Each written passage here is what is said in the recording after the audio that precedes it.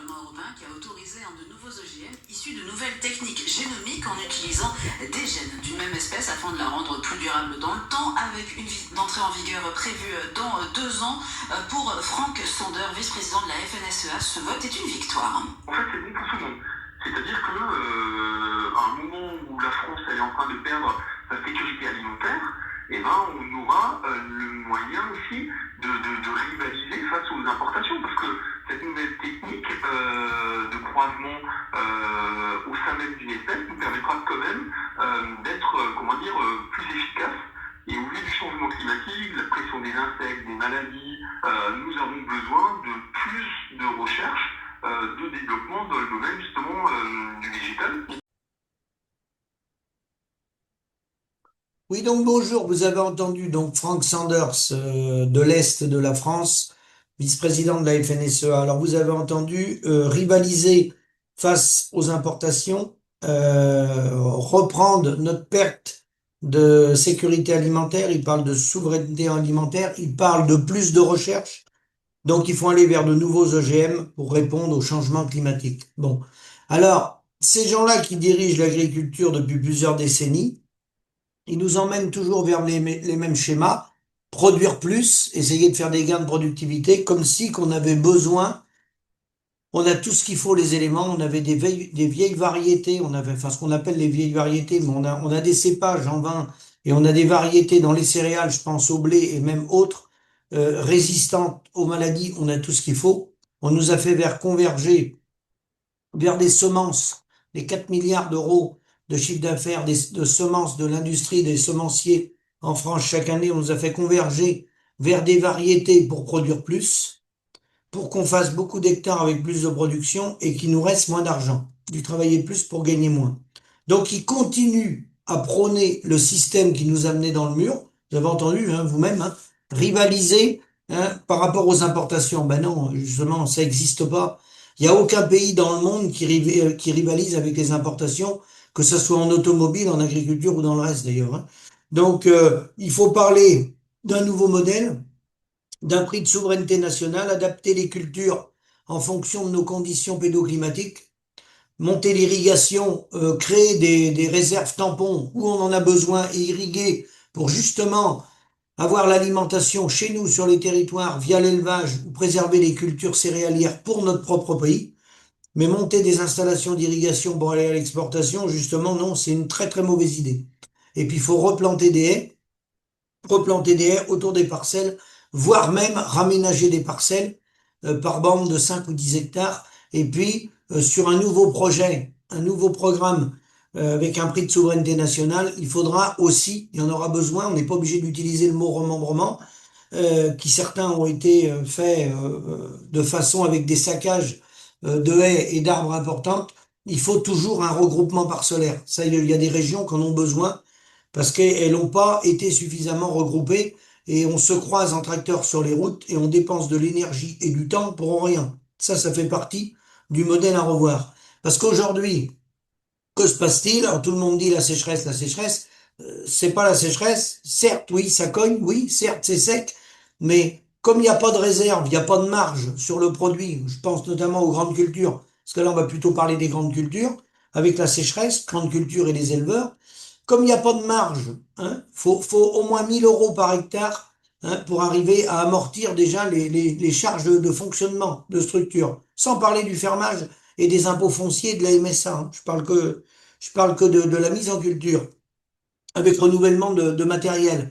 Donc évidemment que comme faut, on va dire entre 65 et 70 quintaux pour couvrir les charges, hein, ben, vous pensez bien que toutes les régions, même celles qui sont dans cette zone-là, ils commencent à pucemer les céréales, ils mettent en jachère, parce que mettre en jachère ou faire de l'herbe, ça va manger moins d'argent, ça va rien coûter, ou très peu, plutôt que de mettre en culture et d'avoir remboursé tout le monde, la coopérative, tous les intervenants, coopérative ou privée, tous les intervenants, pour qu'il reste rien du tout. Et je le vois dans les marges, lorsqu'on fait des interventions sur des dossiers, eh bien quand je vois sur des centaines d'hectares qui restent net, je vous parle, net, avant fermage et impôts, pour 100-120 hectares, il reste entre 4 et 6 000 euros, ben, je vous garantis que là-dessus, vous n'avez pas payé votre fermage.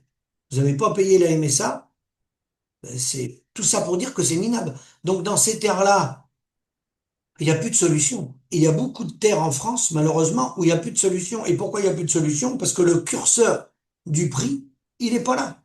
Et quand on parle de 170, 180 euros, oui, sans discuter, je reste en conventionnel, je parle de céréales en conventionnel, on peut doubler le prix, hein, on peut le doubler. Ça, c'est sûr qu'on peut le doubler entre 350 et 400 avec une gestion des volumes, sinon ça marchera pas. Sinon, bah, qu'est-ce qui va se passer? Bah, on continue, on est à 2 600 000 hectares en friche, on va monter, on va se rapprocher vers 3 millions d'hectares. Les solutions d'urgence, on en a déjà fait les autres années précédentes, les gouvernements successifs mettent des pansements sur des jambes de bois. Donc quand on parle par exemple d'année blanche, c'est pour espérer des lendemains meilleurs.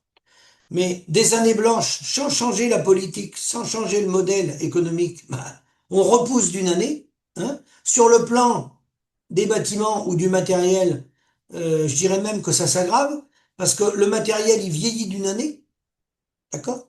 Puisque les prêts sont décalés d'une année. Il vieillit d'une année, donc il prend une année de plus de travail, et quelque part, bah, on s'enlise la ferme France sur le parc matériel et sur le parc bâtiment, hein, c'est un vieillissement généralisé, faute de renouvellement, et faute de renouvellement, faute de rentabilité. Donc c'est le chien qui se mord la queue, tout simplement parce que personne veut aller au cœur du réacteur, au cœur du sujet, qui est des prix à hauteur des coûts de production avec un prix de souveraineté nationale pour tout ce qui est franco-français, et sur l'échange à l'international qu'on pourrait réduire de façon très importante, où on en aurait beaucoup moins qu'aujourd'hui si on reprenait en main toutes nos productions, et ben là on le fait sur la base de la coopération. Alors quand il parle, je reviens quand même 2 mots au propos de Frank Sanders, rivaliser, des OGM, répondre au changement climatique, ben non, là il parle beaucoup pour les grandes cultures. Quand on fait du mouton, quand on fait de l'allaitant, non, c'est pas les OGM qui vont résoudre le problème sur une production mouton dont on dépend à 60%, où il n'y a pas besoin d'OGM, hein, les gars ils savent nourrir des moutons avec un maximum de prairies, un peu d'ensilage. Idem pour les bovins viande et les bovins lait. Donc, à chaque coup, ils nous emmènent dans des nouvelles technologies où ils vont faire tourner des business, des entreprises qui vont vendre des nouvelles semences modifiées, génétiquement modifiées, dont on a du mal à apprécier dans le temps, à long et moyen terme, quelles en seront les conséquences, parce que je doute que les entreprises qui vont vendre ça et que les analyses, les certifications et soient vraiment faites par des organismes neutres. D'accord? Donc, tout ça pour nous emmener toujours à produire plus, un resserrement du nombre de paysans. Hein, on a perdu 100 000 exploitations en 10 ans. Et là, ça va être beaucoup plus important, forcément, par la pyramide des âges et les abandons d'exploitation, hein, parce que le découragement et la résignation gagnent nos campagnes, hein, c'est normal, hein, parce que ça fait très longtemps qu'on est en dessous les coûts de production. Alors dès qu'on prend un coup sur la tête, soit par des inondations massives comme on a eu dans les régions des Pays de la Loire, le Maine-et-Loire, ou des endroits où on était dans 1 mètre d'eau, ce qui est dramatique, soit de l'autre côté, l'excès des sécheresses qui brûlent les récoltes et qui, comme vous le voyez bien, dans bon nombre de régions, il y a beaucoup de rendements de blé ou d'orge qui ont été perdus depuis 15 jours, 3 semaines, avec les fortes chaleurs qu'on a. Et encore, avec des différences énormes entre certaines régions, entre ceux qui ont eu un peu d'eau, beaucoup d'eau, ou pas d'eau du tout. Parce qu'il y en a qui ont eu pratiquement pas d'eau, et les régions qui n'ont pas été irriguées pratiquement pas depuis un mois, ben, de toute façon, les moissons battent à plein. Et puis les résultats, vous les connaissez. Donc chaque année, on se répète, chaque année, on réédite les mêmes constats. On n'a pas de prix à hauteur des coûts de production, on n'a pas de gestion des volumes, on a un marché qui est totalement libéralisé. Et puis bah voilà, le résultat, on le voit, on s'entretue entre nous, les paysans à l'échelon des territoires, on s'entretue entre nous au niveau européen et on s'entretue entre nous au niveau mondial. Un jeu perdant-perdant. Tout le monde s'endette. Nous, on est à 260 000 euros d'endettement moyen par exploitation. Et il y a certains pays, c'est beaucoup plus que ça. C'est proportionnel souvent au prix du foncier et au prix des infrastructures que coûtent les installations agricoles dans ces pays-là. Donc voilà, je vous ai fait écouter en 2 mots l'intervention de Frank Sanders. C'est le même discours qu'Arnaud Rousseau ou d'autres, hein, les prédécesseurs qu'on a pu avoir avant, Belin, Le Métayer ou autres. On est toujours dans le même schéma où la FNSEA, qui a pignon sur rue auprès des ministères, auprès des instances européennes, le COPA-COGECA, nous emmène dans un schéma agricole avec 100, autour de 100, 120 000 exploitations agricoles en France.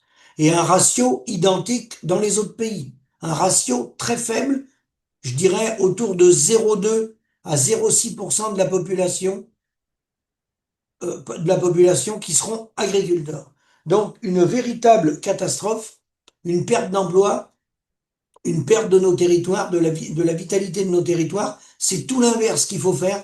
Il faut revenir avec un schéma et avec des fermes familiales à taille humaine où on produira beaucoup plus. Ramener à l'hectare avec de l'agroécologie, en replantant des haies, on aura un volume de production global bien plus important avec des petites exploitations qu'avec des grandes exploitations, en arrachant toutes les haies et en faisant de la monoculture, des grandes cultures, des plaines, avec des gens qui vont être endettés, qui le sont déjà, qui vont être endettés avec de plus en plus d'hectares, et où il faudra toujours plus d'hectares, ou toujours plus de vaches, ou toujours plus de poulaillers, pour essayer de maintenir une rémunération qui va se balader entre 500 et 2000 euros, pour faire vite, hein. Mais c'est souvent, je vous l'ai dit, 82% des paysans gagnent moins du SMIC brut, donc vous voyez à peu près la donne. Donc inutile de vous dire que beaucoup vont se faire piéger, ils vont reprendre des corps d'exploitation, des sièges d'exploitation, parce que les chambres d'agriculture, tout le réseau ont intérêt de mettre le pied à l'étrier aux petits soldats pour apporter du minerai, mais beaucoup, je dis bien beaucoup, m'appellent au bout de 2-3 ans, ils ont déjà compris, sauf qu'il est trop tard, ils ont signé, parce qu'ils reprennent des corps d'exploitation qui sont déconnectés des ratios économiques qu'on devrait avoir et qu'on n'a pas, puisque cette valeur ajoutée nous échappe tout au long de la filière, dans la mesure où déjà, faudrait qu'ils nous rendent notre carnet de factures et que ça soit les paysans avec une gestion des volumes qui rédigent eux-mêmes la facture, hein, moyennant des critères bien définis qui existent dans d'autres professions. Et je ne vois pas pourquoi l'agriculture devrait laisser la facture à l'industrie agroalimentaire. Je ne vois vraiment pas pourquoi. Voilà. C'est une question de modèle, c'est une question de volonté politique, c'est une question de répartition. Des 4,50 € qui nous revient sur 100 € TTC, ce curseur-là, faut le bouger. Faut le bouger, quels que soient les modèles. Irrigation, pas irrigation, plus d'élevage, moins d'élevage, moins de céréales, plus de céréales, moins de maïs, plus de maïs. Ça, c'est des débats sur les modèles. Mais quels que soient les modèles, le curseur des 4,50 €, s'il bouge pas, on plonge très rapidement vers autour de 100 000 exploitations en France qui seront totalement intégrées. Et plus les élevages grossissent, plus on va les robotiser, plus ils seront vulnérables à la financiarisation de l'économie. Je vous remercie, à bientôt.